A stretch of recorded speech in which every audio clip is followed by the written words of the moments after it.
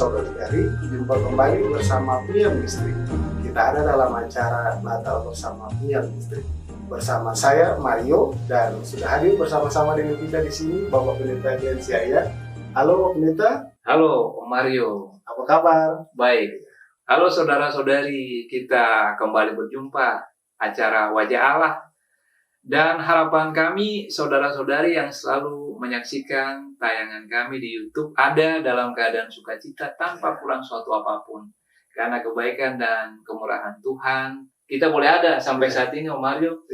Terutama kita yang ada di Kabupaten Kepulauan Aru di Dobo sini. Masih zona hijau kita. Masih zona hijau. Puji Tuhan, kita bersyukur atas kebaikan dan kemurahan Tuhan bagi kita. Iya. Semoga kita tetap dalam kasih dan pengertian. Juga saudara-saudari yang mungkin ada dalam keadaan di mana daerah saudara-saudari bukan merupakan zona hijau, kami tetap mengharapkan bahwa kasih kemurahan Tuhan, kami mendoakan supaya tetap ada bersama-sama dengan saudara-saudari, supaya sukacita Natal tetap menjadi bagian kehidupan saudara-saudari. Momen Natal ini merupakan momen yang sungguh membahagiakan bagi kita semua Bapak Pendeta. Jadi diharapkan untuk semua tetap dalam keadaan semangat walaupun ada dalam kondisi COVID ini, tapi kita harus tetap semangat merayakan Natal Kristus. Ya Bapak Pendeta, mungkin kita boleh bincang-bincang sebentar? Boleh. Iya. Jadi terkait dengan Natal ini Bapak Pendeta. Iya. Bagaimana? Yang kalau Natal ini kan identik dengan ornamen-ornamen Natal. Nah, salah satunya pohon Natal. Ya, kita tahu setiap saat, setiap mau perayaan Natal kita taruh di rumah maupun kita hias di jalan-jalan. Nah, kira-kira yang saya tahu pohon Natal ini kan tidak ada sejarahnya tercatat di Alkitab. Kira-kira bagaimana sejarahnya? Mungkin supaya saya dan saudari di rumah tahu dia punya sejarahnya seperti apa. Kira-kira mungkin Bapak Pendeta bisa ceritakan sehingga pohon Natal ini bisa menjadi dekorasi wajib Natal. Iya. Jadi pohon Natal menjadi dekorasi wajib Natal meskipun tidak tercatat dalam Alkitab, kisahnya unik. Karena berkaitan dengan kisah bagaimana Injil pertama kali disebarkan di daerah Eropa, secara khusus di daerah Jerman. Jadi masih ada kaitannya dengan Injil, Bapak? Ya, penyebaran Injil. Jadi kisahnya dimulai dengan seorang pria yang bernama Winfrid. Winfrid ini punya kerinduan jadi misionaris. Winfrid ini asalnya dari mana? Dari Inggris. Dari Inggris ya. Misionaris itu adalah orang yang memberitakan Injil di sebuah tempat atau sebuah daerah di mana Injil belum diberitakan, orang percaya belum ada di situ. Jadi waktu itu dia meminta izin dari otoritas gereja yang dipimpin oleh Paus Gregorius II. Dia diizinkan untuk memberitakan Injil, lalu dia memberitakan Injil di daerah Jerman. Dari Jerman. Jadi perjalanannya dari Inggris ke Jerman, atau memang dia menetap di Jerman? Ya, dia melakukan perjalanan ke Jerman untuk memberitakan Injil karena di sana orang-orang belum mendengarkan Injil, belum percaya. Jadi Winfrid bersama dengan kelompoknya melakukan perjalanan. Saat itu malam Natal. Dari kejauhan mereka melihat ada nyala api. Ternyata ada perapian. Tetapi mereka tidak memasak makanan, tapi siap untuk mengorbankan seorang anak kecil. Begitu ceritanya. Anak kecil itu mau dikorbankan untuk Dewa Thor. Jadi pada saat itu anak kecil ini mau dikorbankan begitu, jadi dibakar. Dibakar untuk Dewa Thor. Dewa Thor ini dewa kilat dan dewa perang. Seperti film Avenger itu Pak Pendeta. Avenger. Yang rambutnya gondrong. Palu itu. Ya, itu. Dewa Thor. Jadi mungkin begitu saudari di rumah tahu kan? Ya, mungkin lanjut Pak Pendeta. Jadi biasa ritus pengorbanan ini dilakukan di bawah sebuah pohon besar, pohon oak atau pohon ek. Tinggi pohon itu bisa mencapai 70 meter. Jadi kalau anak ini selesai dikorbankan, maka pohon itu akan disembah. Disembah sebagai perwujudan daripada Dewa Thor. Pohon oak.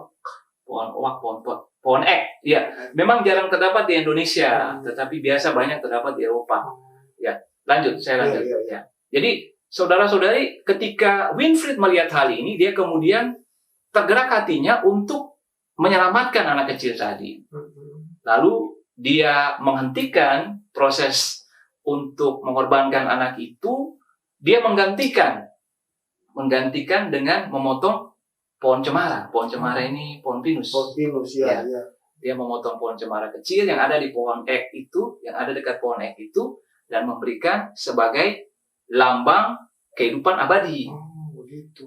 Karena orang biasanya jadi pohon itu dilambangkan sebagai apa tadi? Lambang kehidupan abadi. Lambang kehidupan abadi. Oh, jadi seperti itu. Iya. Karena kenapa dia memberikan itu? Anak itu selamat. Anak itu selamat. Kenapa dia memberikan hal itu? Karena biasanya ketika orang menyembah dewa, mereka menginginkan, kan tadi dibilang dewa perang, dewa kilat. Kilat merupakan wujud daripada alam itu yang menyatakan bahwa kekuatan kuasa alam itu begitu luar biasa. Jadi ditakuti. Lalu perang. Orang pada zaman dulu berperang itu merupakan cara untuk memperluas kekuasaan dan kemudian itu menjadi sebuah kehidupan bagi masyarakat pada saat itu. Peperangan menentukan pelebaran kekuasaan, pendudukan wilayah-wilayah, sumber daya dan seterusnya. Itu melambangkan kehidupan. Winfried kemudian mengatakan bahwa kehidupan tidak seperti itu. Nah, jadi dia berusaha menjelaskan bahwa kehidupan yang sejati adalah di dalam Kristus. Tapi dia memakai pohon cemara atau pohon pinus yang kita pakai nanti sebagai pohon terang sebagai lambang kehidupan abadi. Jadi supaya orang tahu bahwa ada pohon Natal ini, pohon terang di sini sebagai lambang kehidupan abadi yang telah Winfried contohkan pada saat menyelamatkan anak tadi. Jadi kenapa pohon Natal itu adalah pohon cemara, pohon pinus? Karena begini, pohon cemara daunnya senantiasa hijau. Dalam cuaca dingin sekalipun, bersalju sekalipun. Eropa kan biasanya kalau bulan Desember salju. Dalam keadaan panas pun, daun pohon cemara itu tetap hijau. Winfried lalu menyuruh orang-orang setiap Natal memotong pohon cemara, menempatkannya dalam rumah, dan kemudian berkumpul bersama-sama sebagai lambang bahwa mereka ada dalam sebuah kehidupan yang abadi. Jadi pohon cemara itu seolah-olah merupakan perlambang Kristus sendiri yang memberikan kehidupan abadi bagi kita. Gitu kisahnya, Om Mario. Itu menarik sekali, Pak Pendeta. Jadi, saudari yang di rumah bercerita tentang apa yang tadi telah Pak Pendeta sampaikan, bahwa pohon Natal ini awalnya dari seorang misionaris yang pada saat dia perjalanan dari Inggris ke Jerman untuk memberitakan Injil sampai di pertengahan melihat bahwa ada anak kecil yang mau dikorbankan. Betul. Nah, dari situ dia menyelamatkan anak kecil itu dengan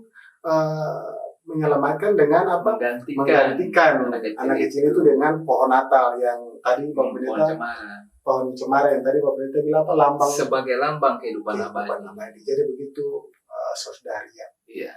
Ada kisah kedua. Iya. Tentang mengapa pohon Natal itu dipakai sebagai ornamen atau dekorasi Natal yang wajib dipakai tiap bulan Desember ketika kita merayakan Natal. Mungkin bisa diceritakan.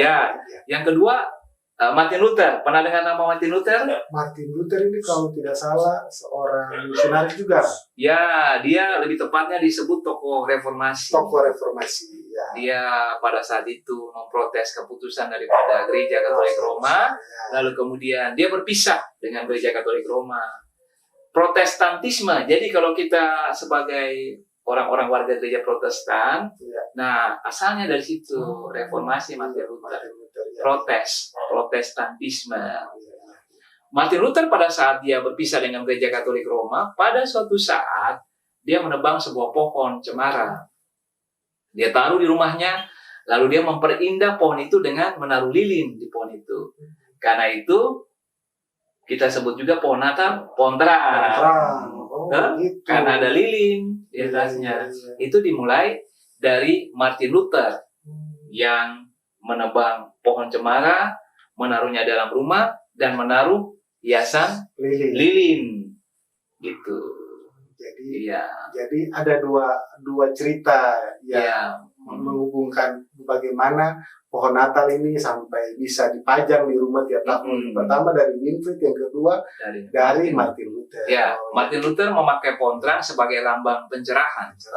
Lambang pencerahan dan juga lambang kehidupan. Begitu. Jadi pohon terang atau pohon Natal kisahnya seperti itu ya Pak Pendeta? Kisahnya seperti itu, saudara-saudari.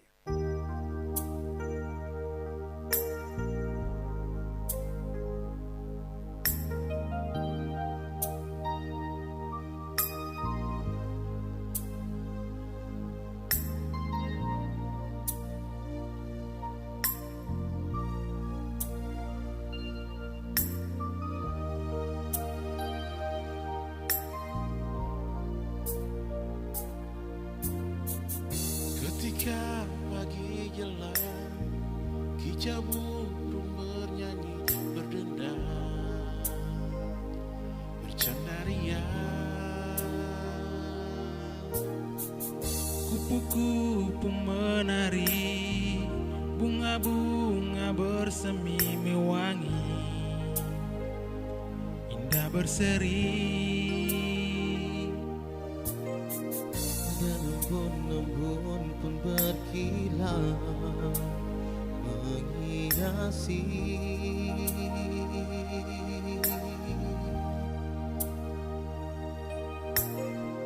Semesta alam pun terbuat dan memuji.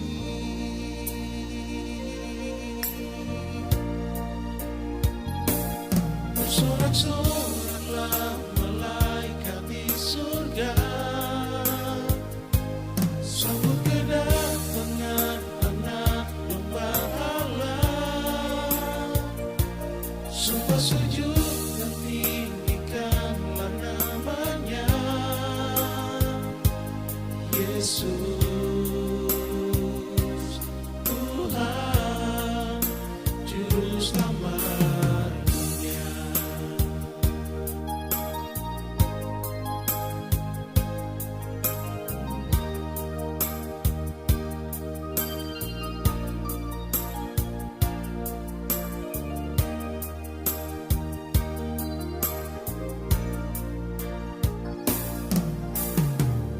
Ketika pagi jelang, kicau burung bernyanyi berdendang,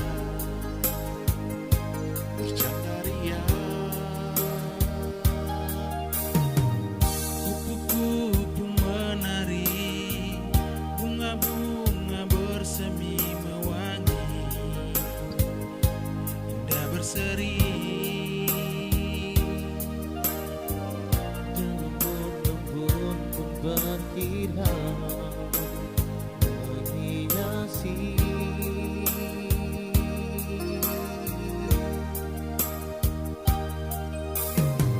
Semesta alam pun terbuat dan memuji.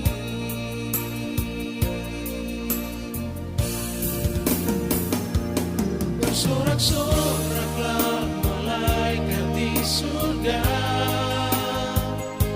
sambut kedatangan anak domba Allah. Semua sujud dan tinggikanlah namanya, Yesus Tuhan Juru Selamat dunia.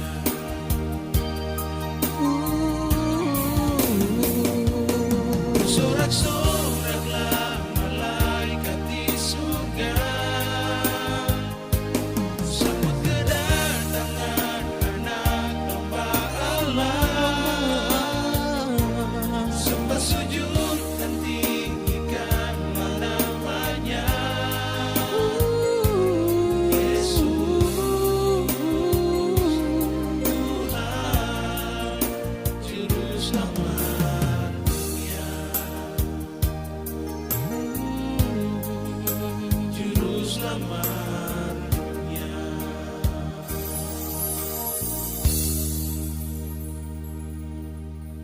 Jadi begitu kisah Pontra atau pohon Natal. Pohon Natal lambang keabadian, sama seperti hidup kekal yang diberikan Yesus bagi setiap orang yang percaya kepadanya. Pohon Natal juga lambang kesegaran, warnanya hijau, memberikan rasa menyenangkan. Sebab itu kita akan betah lama-lama di depan pohon Natal atau pohon terang. Hidup kita juga mesti seperti itu, menyegarkan. Sebagai orang percaya, kita diajak untuk membawa kehidupan yang baik, membawa kesenangan kepada orang lain. Ketika kita ada di tengah-tengah kehidupan orang lain, kita membawa kesegaran. Kita akhiri kisah tentang pohon Natal. Nah, yang menarik pada saat ini, dalam acara Wajah Allah bersama dengan Pinion Ministry, kita telah ada bersama-sama dengan Opa Santa yang baik. Halo. Nah, Opa Santa ini tokoh Natal yang selalu dinantikan oleh anak-anak. Kapan Opa Santa datang? Karena identik dengan kado. Hari ini juga, saat ini kita ada dengan salah satu tokoh Natal yang paling tidak ditunggu, paling tidak dinantikan, paling ditakuti. Ini dia, Pit Hitam. Halo anak-anak nakal. Dia tidak pernah ditunggu karena terkenal jahat. Bagaimana mukanya? Jahat kan? Nah, Opa Santa, Opa terkenal dengan kebaikan. Apa yang membuat Opa selalu berusaha untuk berbuat kebaikan, membahagiakan orang-orang? Opa bisa bercerita tentang hal itu. Iya, Pak Pendeta. Sebelumnya Opa memperkenalkan Opa nama dulu. Opa dikenal dengan nama Nikolaus. Tuhan sangat memberkati Opa dengan harta yang banyak. Iya.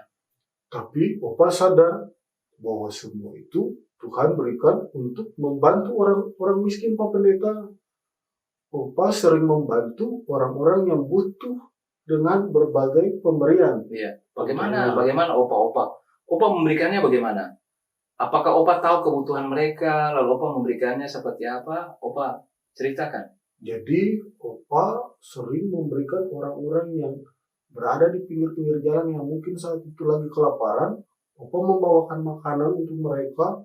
Opa membagikan pakaian untuk orang-orang yang tidak mampu. Jadi Opa sering menebarkan kebaikan untuk sesama. Begitu Pak Pendeta. Opa memberikannya katanya seringkali diam-diam. Opa Taruh di depan memberikannya, pintu. ya seperti itu Pak Pendeta. Seperti itu juga ya Opa ya. Iya. Opa dikenal suka memberikan hadiah juga kepada anak-anak. Oh Pak Pendeta. iya. Sekarang kalau tiap Tapi- bulan Desember Opa, tiap bulan Desember anak-anak itu merindukan Natal karena salah satu kerinduan anak-anak untuk merayakan Natal karena hadiah Natal yang dibawakan oleh Opa Santa. Tapi tunggu dulu Pak Pendeta. Heeh. Opa tidak memberikan hadiah kepada anak-anak yang nakal. Hanya kepada anak-anak yang baik. Iya, Jadi iya, kalau iya, ada iya. anak-anak yang nakal berharap diberikan pemberian Mm-mm. dari Opa Santa, Mhm. jangan harap Opa Santa tidak akan memberikan hadiah. Iya. Opa Santa memang terkenal baik. Tapi teman Opa yang satu itu bagaimana, Opa? Iya.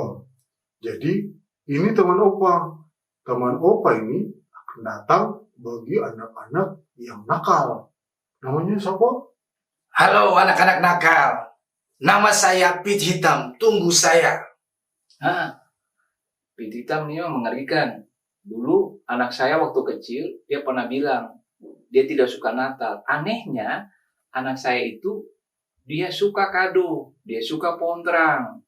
Lalu saya pernah tanya, Lina tidak suka Natal? Lalu dia bilang tidak suka. Loh kenapa tidak suka? Natal kan menyenangkan. Dia bilang, Lina suka Natal, tapi tidak suka om yang satu nih, Swatepit. Ini yang jadi penyebabnya. Om, bagaimana sih ceritanya sampai Om begitu galak sama anak-anak? Kan kasihan anak-anak jadi takut. Lihat Opa Santa. Terlalu baik bukan? Karena terlalu baik, kadang-kadang anak-anak tidak dengar-dengar malah tambah nakal.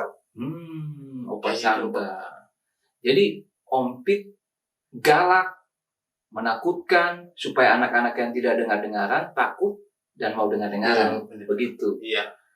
Om Pit, anak-anak yang nakal biasanya Om Pit disiplin pakai sapu ya. Om Pit kan terkenal Iya, pakai sapu. sapu. Saya bawa sapu, karung juga. Iya. Supaya ketika mereka tidak dengar-dengaran, saya masukkan ke dalam karung. Waduh, Om Pit. Aduh, Sampai mereka Om Pit. sudah mulai dengar-dengar baru saya keluarkan. Oh, begitu ya. Iya. Begitu ya, Opa Santa. Iya, Oh. Jadi seperti itu Bapak Pendeta. Sebenarnya Om Pit ini orangnya baik loh. Anak-anak di rumah sebenarnya tidak perlu takut Om Pit kalau anak-anak di rumah baik. Om Pit ini ingin juga supaya anak-anak menjadi baik. Tapi karena anak-anak yang selalu takut menganggap Ompit ini jahat, akhirnya anak-anak menjadi trauma sendiri. Tapi sebenarnya Ompit ini baik. Itu menjadi pelajaran Pak Pendeta. Anak-anak nampaknya takut karena Ompitnya mukanya hitam. Wajahnya hitam. Iya. Coba Ompit rambutnya wajahnya keriting. putih. Kalau Ompit wajahnya putih mungkin anak-anak tidak takut. Itu. Tapi sebenarnya yang mau dibilang oleh Ompit ini, anak-anak mestinya melakukan yang baik, tidak perlu takut kepada Ompit, karena Ompit sebenarnya menginginkan anak-anak jadi anak-anak yang baik. Ya, jadi anak-anak yang baik. Nah, kini kita jadi tahu ya, Opa Santa dan Ompit, bahwa Opa Santa melakukan kebaikan, Ompit juga berusaha mendisiplinkan anak-anak supaya anak-anak baik. Satu tujuannya agar anak-anak menjadi anak-anak yang baik, anak-anak Tuhan yang berkenan kepada Tuhan. Betul, Pendeta. Iya. Opa Santa, Bapak Pendeta mau tanya nih.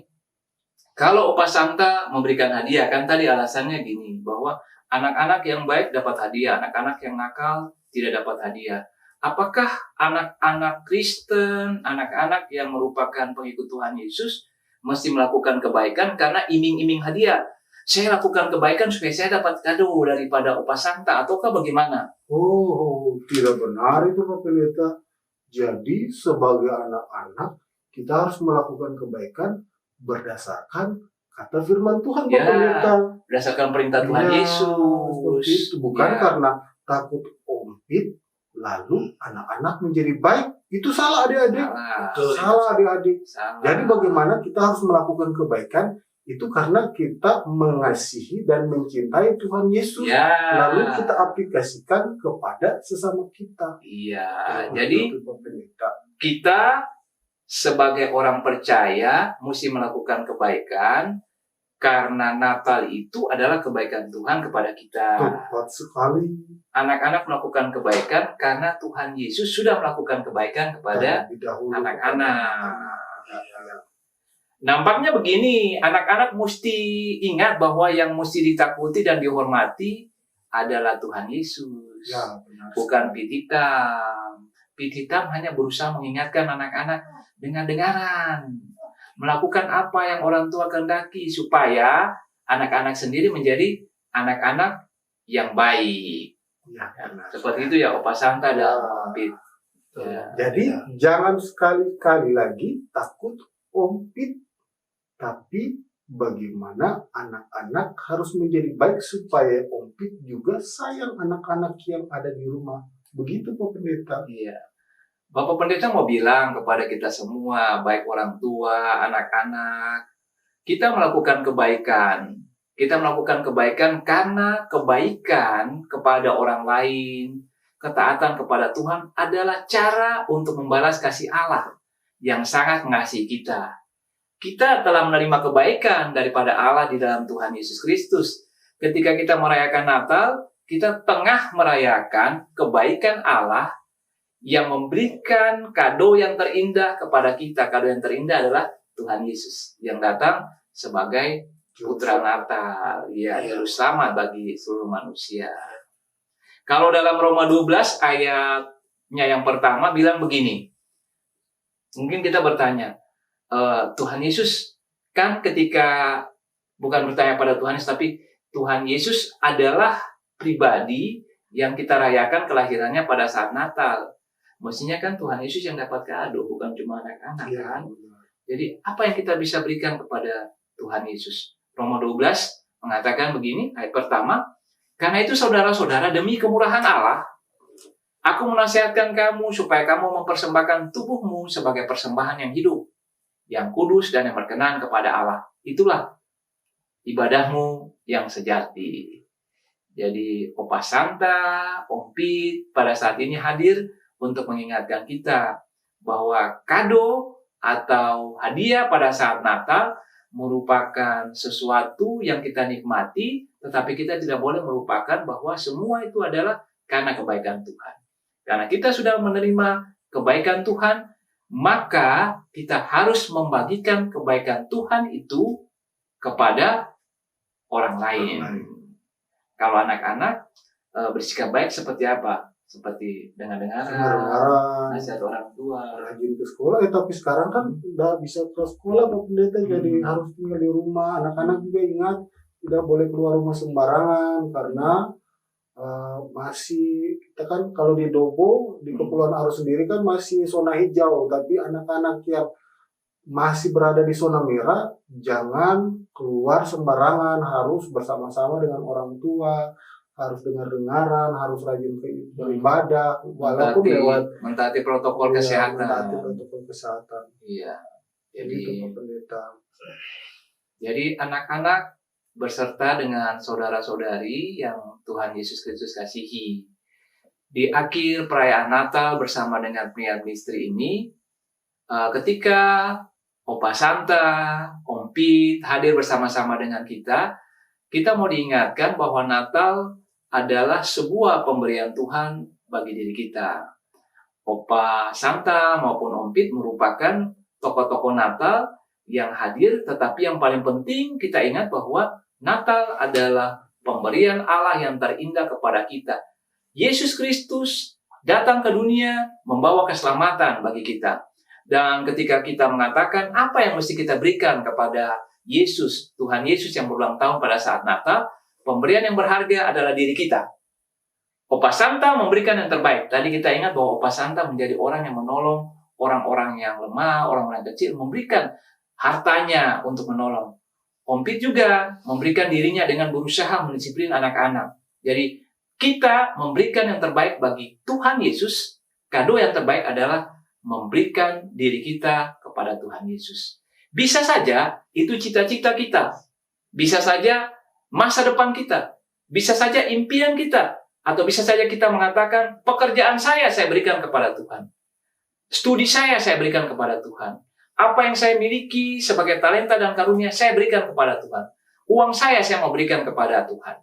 Itu merupakan pemberian yang berharga ketika kita merayakan Natal Kristus.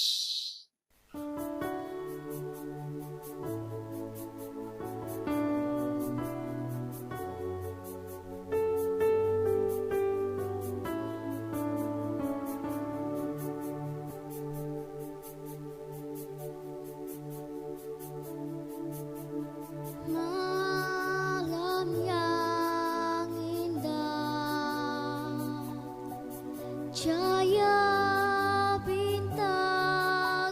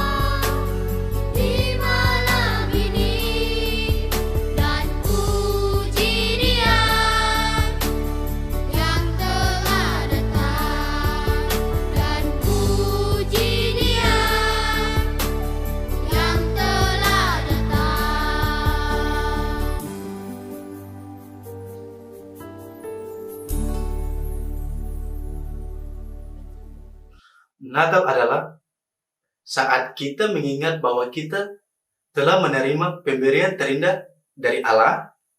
Kita juga disadarkan untuk membalas kebaikannya dengan memberikan diri kita. Ya, saat ini kita akan mengakhiri Natal bersama dengan penyanyi istri. Acara Wajah Allah Natal bersama dengan penyanyi istri akan kita akhiri dengan mengucapkan kami, keluarga besar penyanyi istri, mengucapkan Selamat Natal Kristus 25 Desember 2020. Tuhan Yesus memberkati.